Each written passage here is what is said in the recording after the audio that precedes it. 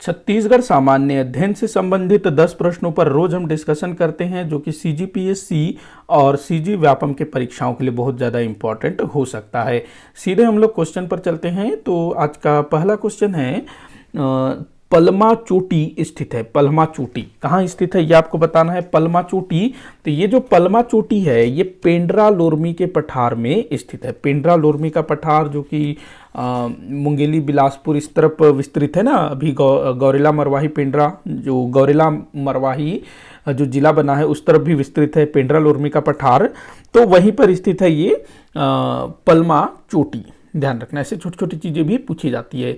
अगला क्वेश्चन दिया हुआ है, मध्य प्रदेश के कौन से जिले छत्तीसगढ़ राज्य की सीमाओं को स्पर्श करते हैं। ये मेरे ख्याल से एक अच्छा क्वेश्चन हो सकता है। अभी तक तो मैंने शायद किसी पेपर में नहीं देखा है, लेकिन फिर भी पूछा जा सकता है, तो आप लोग याद रख लीजिएगा। लगभग 5-6 जिले हैं जो मध्य प्रदेश के जो छत्तीसगढ़ राज्य की सीमा को स्पर्श करते हैं। एक तो सीधी है, दूसरा शहडोल है, बालाघाट है, मंडला इसमें शामिल नहीं है।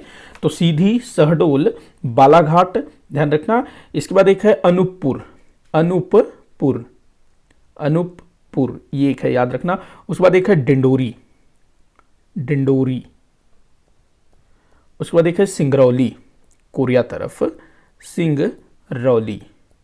तो ये 6 जिले, सीधी, शहडोल, बालाघाट, अनूपपुर, डिंडोरी और सिंगरौली, ये जो 6 जिले जो कि मध्य प्रदेश के जिले हैं, ये हमारे छत्तीसगढ़ राज्य से लगे हुए हैं। तो ऐसा कभी पूछा जा सकता है, ध्यान रखना। तो यहाँ मंडला शामिल नहीं है, तो आपका आंसर 1, 2, 4 होगा, 1, 2, 4 होगा ये। अगला क्वेश्चन देखते हैं, छत्तीसगढ़ राज्य से क्षेत्रफल के आधार पर बड़े राज्य हैं। तो ये इस तरह के क्वेश्चन पूछे गए हैं कि छत्तीसगढ़ से बड़े राज्य कौन कौन से हैं। तो देखो, ओडिशा जो है छत्तीसगढ़ से बड़ा है क्षेत्रफल की दृष्टि से, कर्नाटक भी बड़ा है, आंध्र प्रदेश भी बड़ा है, लेकिन तेलंगाना छोटा है। तेलंगाना लगभग 1,14,000 वर्ग किलोमीटर है, 1,14,000 वर्ग किलोमीटर। और हमारा छत्तीसगढ़ कितना है भाई, लगभग 1.35 लाख, मतलब 1,35,191 वर्ग किलोमीटर हमारा छत्तीसगढ़। तो यहाँ पर जो तेलंगाना है वो छत्तीसगढ़ से छोटा है, बाकी जो उड़ीसा है, कर्नाटक है, आंध्र प्रदेश है, ये सब जो हैं हमारे छत्तीसगढ़ से बड़े हैं। इसके अलावा उत्तर प्रदेश, मध्य प्रदेश, महाराष्ट्र, राजस्थान, ये भी जो हैं छत्तीसगढ़ से बड़े हैं। तो छत्तीसगढ़ से बड़े अभी 8 राज्य हैं। छत्तीसगढ़ से बड़े अभी 8 राज्य, क्योंकि जो जम्मू कश्मीर है उसका विभाजन हो गया ना, और जम्मू कश्मीर को केंद्र शासित राज्य बना दिया गया, तो वो अलग हो गया। तो अब जो है जम्मू कश्मीर हट गया। नहीं तो पहले जो है हमारा छत्तीसगढ़ 10वें नंबर पर था, 10वां बड़ा राज्य था, लेकिन अभी जो है ना 9वां बड़ा राज्य है। तो छत्तीसगढ़ से बड़े 8 राज्य हैं अभी। तो एक उड़ीसा हो गया, एक कर्नाटक हो गया, आंध्र प्रदेश हो गया, उसके बाद महाराष्ट्र हो गया, उत्तर प्रदेश हो गया, राजस्थान हो गया, मध्य प्रदेश हो गया, और कौन सा है आप मुझे कमेंट करके बताइएगा और कौन से हैं। बढ़ते हैं अगले क्वेश्चन की तरफ। अच्छा, इसका कूट देखना है ना, तो इसका कूट क्या होगा, 1, 2, 3 ये। अगला क्वेश्चन है, हाल के वर्षों में छत्तीसगढ़ राज्य के पद्मश्री सम्मान प्राप्तकर्ता कौन से व्यक्ति कला क्षेत्र से नहीं जुड़े हुए हैं। तो ये एक अच्छा क्वेश्चन हो सकता है। अभी मतलब कुछ वर्षों में जिन भी लोगों को पद्मश्री सम्मान से सम्मानित किया गया, तो उनमें से कौन से व्यक्ति को कला क्षेत्र से नहीं है, मतलब वो किसी दूसरे क्षेत्र के हैं। तो देखिएगा, जो दामोदर गणेश बापट हैं, ये समाज सेवक हैं। तो यही आपका आंसर होगा, ये कला क्षेत्र से नहीं जुड़े हुए हैं। इनको जो है समाज सेवा के क्षेत्र में उत्कृष्ट कार्य करने के लिए पद्मश्री सम्मान से सम्मानित किया गया था। इनको 2018 में पद्मश्री मिला था। कब? 2018 में। तो आपका आंसर होगा दामोदर गणेश बापट। 2018 में समाज सेवा के क्षेत्र में उत्कृष्ट कार्य के लिए इनको जो है पद्मश्री सम्मान से सम्मानित किया गया। उसके बाद अगर हम बात करें अनूप रंजन पांडेय की, तो इनका संबंध कला से है, कला के क्षेत्र से इनका संबंध है। इनको 2019 में पद्मश्री सम्मान से सम्मानित किया गया। ये महत्वपूर्ण हो सकते हैं। इन्होंने ना बस्तर बैंड का संयोजन किया है। बस्तर में जो पारंपरिक वाद्य यंत्र है ना, उनको लेकर के इन्होंने एक बैंड बनाया और देश भर में ख्याति दिलवाई। तो बस्तर बैंड के संयोजक, एक बार पूछा भी गया है शायद, बस्तर बैंड के संयोजक कौन थे, तो अनूप रंजन पांडेय, जिनको 2019 में पद्मश्री सम्मान से सम्मानित किया गया कला के क्षेत्र में उत्कृष्ट कार्य करने के लिए। चलिए उसके बाद मदन सिंह चौहान। मदन सिंह चौहान जिनको गुरुजी कहा जाता है, इनको गुरुजी कहा जाता है, मदन सिंह चौहान। घनश्याम सिंह गुप्त, उन्हें भी गुरुजी कहा जाता था। तो वो तो पहले के हो गए, इतिहास के हो गए, लेकिन ये तो अभी हैं मदन सिंह चौहान जिनको गुरुजी कहा जाता है। कला क्षेत्र से जुड़े हुए व्यक्ति हैं।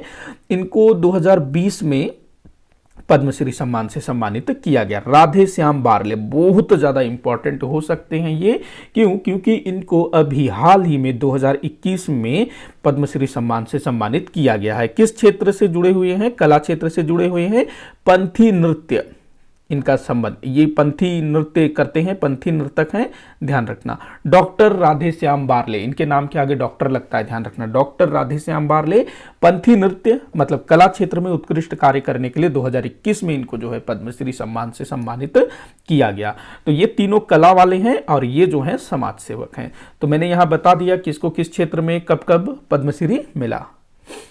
तो आंसर क्या हो जाएगा? अ, दामोदर गणेश बापट। अगला क्वेश्चन है निम्न में से क्या सही है? तो इनमें से क्या सही है भाई, देखते हैं।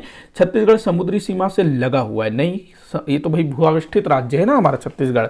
छत्तीसगढ़ समुद्र सीमा से लगभग 400 किलोमीटर की दूरी पर है। तो ये क्वेश्चन, ये मतलब सही है। हमारा जो छत्तीसगढ़ है लगभग 400 किलोमीटर दूर है समुद्र से। मतलब हमारे छत्तीसगढ़ से मोटा माटी जो छत्तीसगढ़ के जो भी हिस्से समुद्र से ज्यादा निकट है वो लगभग 400 किलोमीटर दूर है। तो ये सही है। उसके बाद बाकी गलत ही होगा। अरब सागर के निकट है, गलत भाई, अरब सागर के निकट नहीं। अगर हम ऐसे देखें तो बंगाल की खाड़ी से थोड़ा निकट है, मतलब कि बंगाल की खाड़ी हमारे छत्तीसगढ़ से लगभग 400 किलोमीटर दूर है। छत्तीसगढ़ समुद्री सीमा से लगभग 600 किलोमीटर दूर है, भाई ये सही हो रहा है, तो ये तो गलत ही होगा। तो यहां आपका उत्तर ब होगा।